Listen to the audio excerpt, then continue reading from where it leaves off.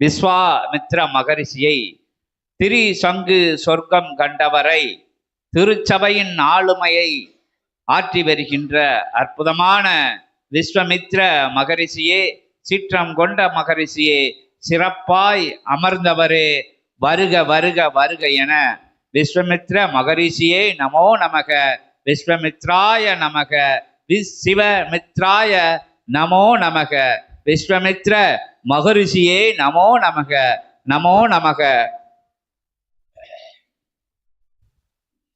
விஸ்வாமித்ராய நமக. ஓம் விஸ்வாமித்ர மகரிஷியே நமோ நமக, விஸ்வாமித்ர மகரிஷியே நமோ நமக, விஸ்வாமித்ராய நமக. பல்லவதேய மகா பேராற்றலாய் அமர்ந்து அத்துணை கிளை சபையையும் அரசாளுகின்ற விஸ்வாமித்ர மகரிஷியே நமோ நமக, விஸ்வாமித்ராய நமோ நமக, விஸ்வாமித்ர மகரிஷியே நமோ நமக, விஸ்வாமித்ராய நமக, விஸ்வாமித்ர மகரிஷியே நமோ நமக. திரிசங்கு சொர்க்கம் கண்டவரே நமோ நமக, விஸ்வாமித்ராய நமக, விஸ்வாமித்ர மகரிஷியே நமோ நமக. திருச்சபை அமர்ந்தவரே நமோ நமக, திருமகா சபை அமர்ந்தவரே நமோ நமக, பெருஞ்சபை அமர்ந்தவரே நமோ நமக, பேராற்றலாய் அமர்ந்தவரே நமோ நமக, விஸ்வாமித்ர மகரிஷியே நமோ நமக. பிரபஞ்சத்தை இயக்கமாக, பிரபஞ்சத்தையே இயக்கமாக தன்னிலை கொண்டிருந்த பொழுதும் பிரபஞ்சத்தின் ஒரு புள்ளியாக விளங்கக்கூடிய பல்லவ தேயம் அதிலே லோபமுத்திரையுடன் வந்தமர்ந்த எமது பரமகுரு அகத்திய பெருமானின் திருவடியை வணங்கி, பிரபஞ்சமே சிவமே சக்தியுடன் வந்து அமர்ந்து அனைவருக்கும் அருள் பாலித்து கொண்டிருக்கும் அகத்திய பெருமானை உருவாக்கிய எமது சிவமே சக்தியே உம்மையும் வணங்கி, முதற் கடவுளாம் கணபதியையும் வணங்கி, ஆசான் பிரபஞ்ச ஆசான் பிரபஞ்ச அரசனாக அமர்ந்து அனைவரையும் காத்தருளி கொண்டிருக்கும் திருமுருகனையும் வணங்கி வந்தமர்ந்தேன். விஸ்வாமித்ரன். அகத்திய பெருமகனார் உரைத்ததை போல் பிரபஞ்ச இயக்கங்களிலே அனைத்து இயக்கங்களையும் தனக்குள்ளே இயக்கி, இயக்கத்தின் இயக்கமாக, இயங்குவதற்கு காரணமாக, இயக்குவதற்கான சக்தியாக, சக்தியின் சொரூபமாக, தன்னோடு இணைவித்த பிரபஞ்ச சக்தியாக, அனைத்தையும் வாளை சித்த சபையாக வார்த்த வாளை சித்தரே, இவ்வாறுள்ள சித்தர்களில் இந்த பிரபஞ்சத்தில் அல்ல, கோடி பிரபஞ்சங்களில் இவரை போல் எங்கும் கண்டால் கூறுங்கள், நாங்களும் அங்கு சென்று அவருக்கான பணிவிடைகளை செய்கிறோம் என்றபடியே, உமக்கு என்ன வேண்டும் என்பதை நீர் நினைப்பதற்கு முன்பாகவே உமக்கு செய்யக்கூடிய வல்லமை படைத்த சபைதான் அகத்திய பெருமானும் வாழை சித்தரும் அமைத்திட்ட வாழை சித்த சபை. அச்சபையில் வந்து அமர்ந்திருக்கும் ஒவ்வொருவரும் மன சஞ்சலங்களோடும் மனக்கவலைகளும் குரல்களோடும் வந்து அமர்ந்திருந்த பொழுதும் பார்த்த நொடியே இவர்களுக்கு இதுவென்று அதுவென்று வேண்டும் என்ற நிலையில் அனைத்தையும் எளிதாக வழங்கக்கூடிய சபை வாழை சித்த சபை. எமது குரு வாழை சித்தர் அருளக்கூடிய சபை. அகத்திய பெருமானை அமர வைத்து அழகு பார்த்து அவரையும் திருமுருகனையும் ஆட்சி பொறுப்பிலே அமர வைத்து எங்களையும் அதற்காக பணியாற்ற அமர வைத்து வந்த அனைவருக்கும் தவம் காண இடம் தந்த பார்க்கடல் மேல் படுத்து உறங்கி அனைத்தையும் யோக நித்திரையிலே கண்டு கொண்டிருக்கும் பார்க்கடலின் நாயகன் நாராயணனையும் அமர்த்திய சபை நமது வாழை சித்த சபை என்பதில் ஐயம் வேண்டாம். ஐயம் இல்லாமல் ஐயனை காண வேண்டுமென்றால் வரவேண்டிய இடம் வாழை சித்த சபை என்பதே நிதர்சன உண்மை. இப்பொழுதிலே இங்கு அனைத்து நிலைகளையும் கடந்து நான் என்ற நிலையையும் மறந்து, எவ்வாறு இங்கு நான் என்பதை மறந்தால் தெய்வம் தெரியும் என்ற நிலையில் அனைத்தையும் மறந்து நின்று சரணாகதி என்னும் தத்துவத்தை தமக்குள்ளே எடுத்து வந்து நின்று பார்த்தால் இங்கு அமர்ந்திருப்பவர்கள் யாவரும் சித்தர்களாகவும் தெய்வங்களாகவும் தான் அனைவருக்கும் அருள் பாலிப்போம் என்பதையும் உறுதியாக கூறுகிறோம். வந்து அமர்ந்து இங்கு உற்று நோக்கி கண்டு கொண்டிருப்பவர்களில் எவரேனும் புதிதாக வந்து அமர்ந்தால் எம் நிலையையோ, எம் நிலை என்றால் எம் நிலை அல்ல, அகத்திய பெருமானின் நிலையையோ, வாழை சித்தர் நிலையையோ, சிவசபையின் நிலையையோ அறிய வேண்டும் என்றால் ஒரு நாழிகை வேண்டாம், ஒரு நொடி கண்மூடி நீங்கள் யார் என்பதை மறந்து, நீங்கள் யார் என்பதை மறக்க வேண்டும் என்றால் உங்கள் திருநாமத்தை மறந்தால் நீங்கள் ஒரு ஆன்மா. அவ்வான்மாவினால் கண் மூடி ஒரு நொடி அகத்தியர் நாமத்தையும் வாழை சித்தர் நாமத்தையும் 3 முறை உரைத்து பாருங்கள். உங்கள் உடம்பில் ஏற்படும் அதிர்வே வாழை சித்த சபை, அகத்திய பெருமான் அமைத்த வாழை சித்த சபை, வாழை சித்தர் அரசாண்டு கொண்டிருக்கும் சபை என்பதை விஸ்வாமித்திரன் உரைக்கிறேன். இம்மண்டல பூஜைகளும் பெரும் பொருளீட்டல்களை செலவழித்தலும் இங்கு நாங்கள் கேட்கவில்லை. நாங்கள் கேட்பதெல்லாம் ஒரே ஒரு விஷயம்தான், கூறும் வார்த்தைகள். வாழை சித்தர் நாமத்தையும் அகத்திய பெருமானையும் நாமத்தையும் தாங்கிய வார்த்தைகளாக இருந்தால் பொழுதும் உங்களை வார்த்தெடுக்கக்கூடிய நவ கிரகங்கள் கூட வார்த்தை இல்லாமல் நிற்கும் என்பதே நிதர்சன உண்மை. ஏன் இதற்கு வார்த்தைகள் என்று கூறுகிறோம் என்றால், எதற்காக அனைவரையும் நல் வார்த்தைகள் பேசுங்கள் என்று கூறுகிறோம்? வார்த்தைகள் என்பது வார்த்தெடுப்பது என்பதில் இருந்து வந்த ஒரு நிலை. நீங்கள் கூறுவது வார்த்தெடுத்தலை போல் ஆழமாக நின்றுவிடும். அதனால் நீங்கள் வார்த்தெடுத்து உதிர்க்கக்கூடிய வார்த்தைகள் எல்லாம் நல் வார்த்தைகளாகவே எப்பொழுதும் இருக்க வேண்டும் என்பதும் விஸ்வாமித்திரன் வேண்டுகோளாக அனைவருக்கும் வைக்கிறேன். மகரிஷியே நமோ நமக. அந்நிலையிலே நல் வார்த்தைகள் எவ்வாறு தொடங்கும்? எங்கிருந்து தொடங்கும்? வாழை சித்தர் நாமத்தில் இருந்து தொடங்கும், அகத்திய பெருமான் நாமத்தில் இருந்து தொடங்கும். அங்குதான் தொடக்கம். இயக்கமும் அங்குதான், தொடக்கமும் அங்குதான். முடிவு நம் கையில் இல்லை, ஐயன் கையில் உள்ளது. அவர் பார்த்து கொள்வார். நமக்கு அது பணி அல்ல. என்ன நிகழ வேண்டும், எவ்வாறு நிகழ வேண்டும், எதை நடத்தினால், எதை நிகழ்த்தினால் அவரின் சீடர்கள் ஆனந்தமாக இருப்பார் என்பது பெற்றெடுத்த பிள்ளைகளை கண்டு வியந்து நிற்கும் தந்தையரும் அன்னையரின் அவரவரின் கூற்றிலே, அவரவர் மனதிலே எவ்வாறெல்லாம் செழுமையாக அவர்களை இன்பமாக வைத்திருக்க வேண்டும் என்பது இவர்களின் நிலை. அந்நிலைப்பாடுகளில் அவர்கள் நம்மை பார்த்து கொள்வார்கள் என்ற சரணாகதி நிலையில் அமர்ந்து சூட்சம உலகத்திலே அனைத்தையும் கண்டு, சூட்சமம் என்றால் ஏதோ பெரும் யோசனையற்ற மனதிலே நிலைநிறுத்த முடியாத விஷயம் அல்ல. மறுபடியும் கூறுகிறேன், உன் நிலையை மறந்து கண்மூடி அமர்ந்து இவர்களின் நாமத்தை 3 முறை உரைத்தால் வரும் நிலைதான் சூட்சம நிலை. இயல்பால் காணா நிலை சூட்சம நிலை. இதை எவராலும் கண்டுகொள்ள முடியாத நிலை என்று அறிந்து கொள்ள வேண்டாம், புரிந்து கொள்ள வேண்டாம். அனைவராலும் அறியும் நிலை. உம்மை மறந்த நிலையிலே நீ பார்ப்பதுதான் சூட்சம நிலை. உம்மை மறந்தால் சிவத்தை காணலாம், அகத்தியத்தை காணலாம், அகத்தியத்தில் இருந்து உருவான வாழை சித்தரையும் காணலாம், வாழை சித்தராக மாறி சிவமாக மாறிய நிலையையும் காணலாம், ஹரியையும் காணலாம். யோக நித்திரையிலே நமது வாழை சித்தர் ஆற்றும் இயக்கத்தையும் காணலாம். இரவு பகல் பாராமல் அவர் ஏற்ற நிலையையும் காணலாம். இரவும் அவர் எவரோடெல்லாம் பேசி என் நிலைகளை அடைந்து கொண்டிருக்கிறார், எவருக்கெல்லாம் என் நிலை அளித்து கொண்டிருக்கிறார், எவருக்கெல்லாம் நூல் பகிர்ந்து கொண்டிருக்கிறார், அந்நூலிலிருந்து வெளிப்பாடு என்ன, ஒவ்வொரு நூலின் தன்மை என்ன, அந்நூலின் தன்மையிலிருந்து வரும் வார்த்தைகள் என்ன, வார்த்தெடுக்கப்பட்டது எதற்காக, வார்த்தெடுக்கப்பட்ட நிலை ஏன் ஒவ்வொரு வார்த்தெடுப்பு நிலையும் மாறி இருக்கிறது, ஏன் ஒரே நூலை போல் இன்னொரு நூல் இல்லை என்பது அனைத்தையும் உங்களின் சுயத்தை அகற்றி வைத்து சுயமாக சிவத்தை நினைத்து அகத்திய பெருமானை நினைத்தால் கண்டிப்பாக காணலாம். இதில் எவ்வித மாற்றமும் இல்லை. வாழை சித்த சபை கூறுவதென்ன? பொருள் ஈட்டல் கொடுங்கள், இங்கு வந்து செல்லுங்கள், இப்பூஜைகள் புரியுங்கள் என்பதெல்லாம் இல்லை. கர்ம நிலை என்ற நிலை உண்மை.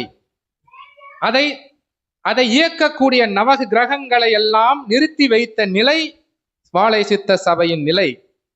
அவர்கள் இயக்கம் புரிந்த நிலை, அவர்களின் இயக்கத்திற்குள் அனைத்தையும் நிறுத்தி வைக்கப்பட்ட நிலை. கர்ம வினைகள் எல்லாம் சக்தி தேவியின் ஆணை போல் அவை அவை இயங்க வேண்டும். இல்லை என்றால் பூ உலகத்தின் சமநிலை மாறிவிடும். இருப்பினும் நல்லவர்களை எல்லாம் அந்நிலைகளிலிருந்தும் அகற்றி வைத்து அகத்தியத்தை உணர வைப்பதே அகத்திய பெருமானின் பெருந்தன்மை. இத்தன்மை எதற்காக? ஏன் அகத்திய பெருமான் நம்மையெல்லாம் ஆட்கொள்ள வேண்டும், நம்மையெல்லாம் மாற்ற வேண்டும்? ஏன் அவர் நினைத்தால், வாழைச்சித்தர் நினைத்தால், அகத்திய பெருமான் நினைத்தால் அவர்களுக்கு ஏற்பாற்போல் ஒரு மானிடனையே அமைத்து விட முடியுமே. அமைத்து விடலாம் அல்லவா? பிரபஞ்சத்தையே உருவாக்கியவர்கள் ஏன் நம்மை மாற்ற வேண்டும்? நாம் யார்? அவர்கள் நினைத்தால் அவர்களுக்கு படை அவர்களால் உருவாக்கி கொள்ள முடியும். கணங்கள் உள்ளது, அனைத்து வித கணங்களும் உள்ளது. சக்தி தேவி இருக்கிறார்கள், முப்பெரும் தேவியர்கள் இருக்கிறார்கள், முப்பெரும் தேவர்கள் இருக்கிறார்கள். ஏன் நம்மை மாற்ற வேண்டும்? அதுதான் கூறுகிறேன். தாயுள்ளம் தாயுமானவனாக அகத்திய பெருமானும் வாழை சித்தரும் நின்ற நிலையே வாழை சித்த சபையில் நாம் கண்டு கொண்டிருக்கிறோம். நாம் ஏதோ கர்மாவினால் பிறப்பெடுத்து விட்டோம். அக்கர்மாவைகளை தீர்த்து மிகவும் துன்பப்பட்டு பிறகு பெரும் நிலையை அடைவதற்கு முன்பாகவே கர்மாக்களை களைந்து அந்நிலையை மறந்து சரணாகதி என்ற ஒரு நிலைக்காக பிரபஞ்சத்திலே உயிர்கள் ஜனனித்த பிறகு அவை துன்பப்படும் நிலை வரக்கூடாது என்ற நிலையை தன் மனதிலே ஏந்தி நம்மையெல்லாம் மாற்றி நம்மையெல்லாம் சித்தர்களாக, சிவ தூதர்களாக, திருமுருக படைகளாக அனைத்து வித நிகழ்வுகளையும் கண்டு ரசிக்கக்கூடிய ஐஸ்வர்யம் மிக்க ஜனனம் எடுத்த ஆன்மாக்களாக மாற்றி அனைவரும் இன்புற்று வாழ்க இன்புற்று வாழ்க என்று வாழை சித்தர் கூறிய ஒவ்வொரு வார்த்தையிலிருந்து வார்த்தெடுக்கப்பட்ட நல் நிலைகளை எல்லாம் நாம் பெற வேண்டும் என்பதற்காகவே நம்மை எல்லாம் மாற்றி கலியுக மாற்றத்திற்காக நல் ஆன்மாக்களாக மாற்ற வேண்டும் என்ற நிலையை கையில் எடுத்துள்ளார்கள் என்பதை நாம் ஒரு பொழுதும் மறந்துவிடக்கூடாது. இல்லை என்றால் அவர்களுக்கு இந்நிலை தேவையில்லை. அவர்கள் நினைப்பதற்போல் ஆன்மாக்களையோ பூ உலகத்திலே ஜனனம் எடுக்கக்கூடிய மானுடர்களையும் உருவாக்கக்கூடிய வல்லமை படைத்தவர்கள். அவர்களால் அனைத்தையும் செய்ய முடியும். அவர்கள் செய்வது சேவை, தொண்டு. நம் உயிரினங்களை ஆன்மாக்கள் அனைத்தும், ஜீவராசிகள் அனைத்தும் இன்புற்று வாழ வேண்டும் என்பதற்காகவே இன்று பூ உலகத்திலே அவர்கள் அலைந்து திரிந்து எங்கெல்லாம் நீங்கள் இருக்கிறீர்களோ அங்கெல்லாம் வந்து தரிசனம் கொடுக்கக்கூடிய நிலையில் அகத்திய பெருமான் அரசனாக அமர வாழை சித்த திருவருள் புரிய அனைத்தும் நிகழ்ந்தேறிக் கொண்டிருக்கிறது என்பதே நிதர்சன உண்மை. இன்னொன்றையும் கூறுகிறேன் புதிதாக வந்தவர்களுக்கு. அமாவாசையில் நிலவை காண முடியுமா? வாழை சித்த சபையை நம்பி வந்தால் அமாவாசையில் நிலவின் தன்மையை உணர முடியும். இதை அறிவியல் பூர்வமாகவும் கூறுகிறேன். மனதாக 37 முறை அகத்தியர் நாமத்தையும் வாழை சித்தர் நாமத்தையும் கூறி அகத்திய வாழை சித்த சபையில் மண்டானத்தை நோக்கி வந்து அமர்ந்து அமாவாசை அன்று அகத்திய பெருமானிடம் வேண்டி நின்று இன்று பௌர்ணமியாக மாற வேண்டும் என்று கூறி பாருங்கள். அது பௌர்ணமியாகவே இருக்கும். உங்களிடம் கருவி இருந்தால் அமாவாசை அன்று நிலவின் அதிர்வலைகள் வேறாக இருக்கும், பௌர்ணமி அன்று வேறாக இருக்கும். இதில் யாருக்கும் ஐயம் இருக்காது என்று நினைக்கிறேன். அதிர்வலைகளை அங்கு வந்து சோதித்து பாருங்கள். இல்லை என்றால் விஸ்வாமித்திரனை அழைத்து வினவுங்கள். நான் அதற்கு பதில் கூறுகிறேன். ஓம் அகதீசாய நமோ நமக. ஏனென்றால் இது ஏதோ புதிதல்ல.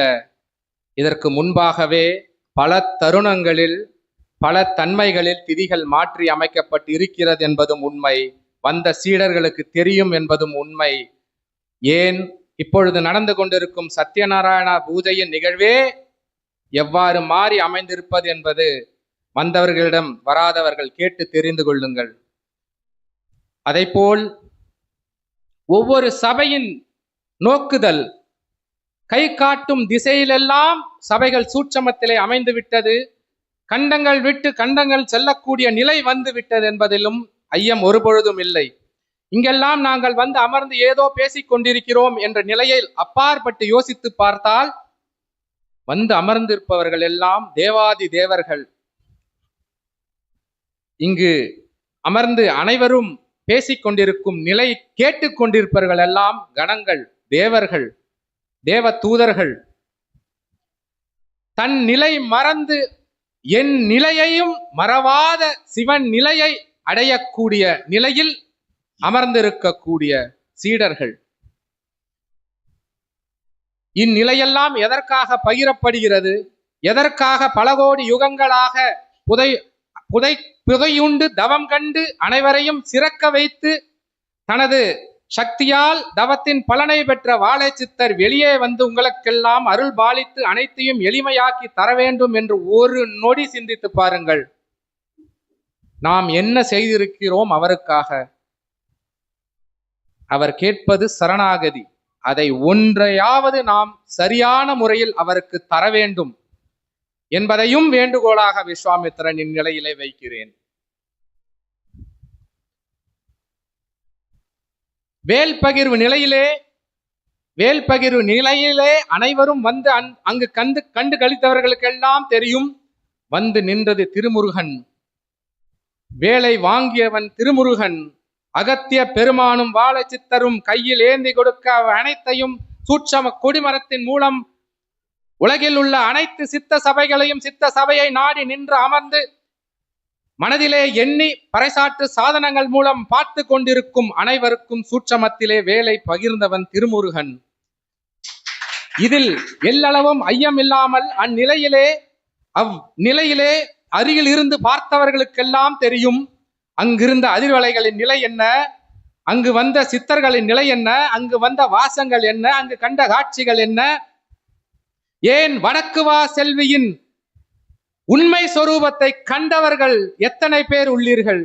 அன்று வடக்கு வா செல்வி தன் நிலை மறந்து கண் திறந்து சிரித்த நிலையை கண்டவர்கள் உள்ளீர்கள் அல்லவா? தெரிந்தவர்கள் தெரியாதவர்களுக்கு சொல்லுங்கள். சித்த சபையின் நிலை தெரியட்டும். சிலை சிரிக்குமா என்று நினைப்பவர்களுக்கு சிலையாக நின்ற மனிதனும் சிரிப்பான், மனிதனாக நின்ற தெய்வமும் சிரிக்கும். சிலையும் மனிதனாகலாம், மனிதனும் சிலையாகலாம். மொற்றத்தில் சிவமாகி தெய்வமாக அனைவரும் ஜோதியாக தன் நிலையை மறந்து சுழுமுனையிலே அகத்திய நாமத்தை ஏந்தி நிற்கும் பொழுது அனைவருமே சிவமாக நிற்கலாம் என்பதும் விஸ்வாமித்திரரின் உண்மை. இதையெல்லாம் நாங்கள் எதற்காக கூறிக்கொண்டு இருக்கிறோம்? ஏதோ வந்தோம், நாங்கள் 2 சித்து வேலைகளை செய்தோம், வந்தவர்களுக்கான நிலையை கூறினோம் என்றாலே போதுமே. இப்பொழுது அதுதானே நிகழ்ந்தேறி கொண்டிருக்கிறது. அது எங்களுக்கான நோக்கம் அல்ல. நாங்கள் யாரையும் சித்து வேலைகளை செய்து மாற்ற வேண்டும் என்று நினைக்கவில்லை. ஏனென்றால் அங்கு சரணாகதி நிலை வராது. அங்கு மாய நிலைகள் தான் வரும், மயக்க நிலைகள் தான் வரும். எங்களுக்கு தேவை சரணாகதி நிலை. சரணாகதி நிலை என்றால் உம்மை மறந்து மீது தலை மீது கல் விழும் என்ற நிலையிலும் அகத்திய பெருமான் கை நீட்டி அதை தடுத்து விடுவார் என்று நினைக்கிறோமே, அந்நிலைக்காகத்தான் நாங்கள் வந்து இங்கு பேசிக் கொண்டிருக்கிறோம். அது எப்பொழுது வரும்? தன் நிலையை மறந்து ஆன்மாவே அகத்தியமாக மாறும் பொழுது அந்நிலை வரும். அந்த ஆன்மாவே வாழைச்சித்தரின் திருவடியை பணியும் பொழுது வரும். அவர் திருவடியை காணும் பொழுது வரும். கண் மூடிய நிலையிலும் பாத கமலங்களை பற்றும் பொழுது வரும். தன் நிலையையும் தான் பெற்ற நிலையையும் பெரும் செல்வாக்கையும் பெற்ற செல்வத்தையும் மறந்து உடல் எப்பொழுது பூமியில் விழுகிறதோ அந்நிலை சரணாகதி நிலை. ஏதும் எம்மிடம் இல்லை இறைவா, நீ கொடுத்த நிலை. இந்நிலை மண்ணிற்கு கூட ஏற்காத நிலை. ஏனென்றால் நான் மண்ணாக மாறுவதற்கே நீ கொடுக்கும் காலம் தேவை. இல்லை என்றால் நான் மண்ணாக கூட மாற முடியாது என்ற நிலையை உணரக்கூடிய அளவிற்கு அனைவரும் தம்மை மறந்து அடிபணிவோடு அகத்திய பெருமானின் நாமத்தையும் வாழைச்சித்தர் நாமத்தையும் உரைத்து அனைவரும் வாழ்வில் சிறந்து விளங்க வேண்டும் என்பதற்காகவே இறைகள் அனைவரும் இவ்வாறு சத்சங்கங்கள் அமைத்து இங்கு வந்து அனைவரின் மன சஞ்சலங்களை எல்லாம் போக்கி, குழப்பங்களை எல்லாம் போக்கி, அனைத்திற்கான பதில்களை எல்லாம் கூறிக்கொண்டிருக்கிறோம். இது எங்களுக்கு அகத்திய பெருமானிட்ட கட்டளை. எதற்காக எங்களுக்கு இக்கட்டளை இட வேண்டும் அவர்? நாங்கள் எல்லாம் மேலுலகத்திலே சிவபெருமானை கண்டு, திருமுருகப் பெருமானை கண்டு அனைவரும் இன்பமாக இருக்கிறோம். எங்களுக்கென்று இது வேண்டும் என்ற நிலை இல்லை. எதற்காக நாங்கள் வர வேண்டும்? அகத்திய பெருமான் உரைத்தார் இக்கேள்வியை நான் வினவிய பொழுது, உமக்கு ஏதும் வேண்டும் என்ற நிலை இல்லை என்று மகிழ்வோடு இருக்கிறாயே, நான் பெற்ற பிள்ளைகள் எல்லாம் வேண்டும் என்ற நிலையில் இருக்கிறார்கள், அவருக்கும் வேண்டா நிலையை அளிக்க வேண்டும் என்பதற்காகவே சித்த சபையை தொடங்கினேன் என்று உரைத்தார். ஓம் அகதீசாய நமக. அப்பொழுது உரைத்தது அவர் கமண்டலத்திலே கொட்டு வைத்ததை போல் இருந்தது எனக்கு. உண்மை, நான் அவர் திருப்பாதத்தை பற்றி பலமுறை தேவையற்ற விஷயங்களை செய்து திமிரோடு வந்தவன் திமிரோடு வந்தான் எம் சபைக்கு.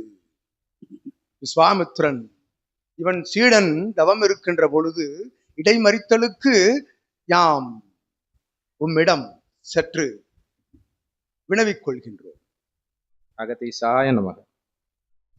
திமிரோடு வந்தான், அது சித்த நிலைக்குழிய திமிரது, ஆணவமில்லா திமிரது, இறை சிவ திமிரது. அது வந்தான். உயரம் எத்துணை அடி உயரம் இருக்கும் என்று யூகித்துக் கொள்ளுங்கள். விஸ்வாமித்ரன் தண்ட கமண்டலத்தோடு வந்தான், சபைக்குள் நுழைந்தான். அவன் எப்படி நுழைவான் என்று எல்லோருக்கும் தெரியும். இருபுறமும் பார்த்தான். முதலில் தலையை விடவில்லை, காலைத்தான் விட்டான். விட்டு இங்கும் அங்கும் பார்த்தான். சீடர்கள் தவத்தில் அமர்ந்திருந்தார்கள். தவமா? என்னடா தவம் புரிகின்றீர்கள்? இவனெவனோ புஷ்கரணி நிலை முடிவடைந்து அங்கிருந்து புறப்பட்டு வருகின்றான் என்று வினவ உரைத்தார்கள். கைலாயம் செல்கின்றோம் என்று. வட கைலாயம் அல்ல, மத்திய கைலாயம் ஒன்று இருக்கின்றது என்று கூறினார்கள். வந்து பார்த்தால் சிறு சிறு சாக்கடை புழுக்கள் தவம் இருந்து கொண்டிருக்கின்றன என்று நினைந்து உள்ளுக்குள் கால் எடுத்து வைத்தான். முதற்காலை எடுத்து வைத்தவன் வெடுக்கென்று பின்னுக்கு இழுத்து விட்டான். ஏனெனில் அவன் தவம் புரிந்த காலத்தில் கூட பெறாத ஒரு பேராற்றல் கொண்ட அதிர்வை அவன் வலது காலில் கண்டான் என்று அகத்தியன் உரைக்கிறான். ஓம் அகதீசாய நமக. அவ அதிர்வு எங்கிருந்து வருகின்றது என்று வெடுக்கென்று அவன் காலை எடுத்து அவனுடைய ஞான சிவ திருஷ்டியின் மூலமாக பார்க்கின்ற பொழுது பாதாள கங்கா நதிநீரை கண்டான். அது கொதித்து கொண்டிருந்தது. கொதிக்கின்ற அத்தகைய ஆவி, நீர் ஆவியிலிருந்து வந்தது எது? கொதிப்பெழுந்து மேல் எழுந்து வந்து கொண்டிருந்தது. சிவமகா வாழைச்சித்தன் என்ற புண்ணியத்தை கண்டான் என்று கூறுகின்றோம் அகத்தியன். ஓம் அகதீசாய நமக. அது சிவ ஜீவ ஜுவாலையாக வெளிவருகின்ற பொழுது அத்துணை கணங்களும் அத்தகைய ஜுவாலையை வணங்கி நின்றதை கண்டான் விஸ்வாமித்ரன். இருகரம் கூப்பி உள் நுழைகின்றான், சீடர்களை வாழ்த்துகின்றான். கண்டான் சிவமகா வாழைச்சித்தனுடைய சொரூபம் தாங்கிய 33 தேவர்களும் முனிவர்களும் ரிஷிமார்களும் குருமார்களும் ஞானியர்களும் 30 தேவியர் தேவர்களும் ஒன்றாக அமைக்கப்பெற்ற சிவலிங்கத்தை கண்டான். சிவமகா வாழைச்சித்த உருவத்தில் அமர்ந்து விட்டான், தலம் தேடி தவத்தில் என்று கூறி இவன் சீற்றத்தை உரைத்து அமர்ந்திருக்கின்றோம். ஓம் அகதீசாய நமக. விஸ்வாமித்ர மகரிஷியே நமோ நமக.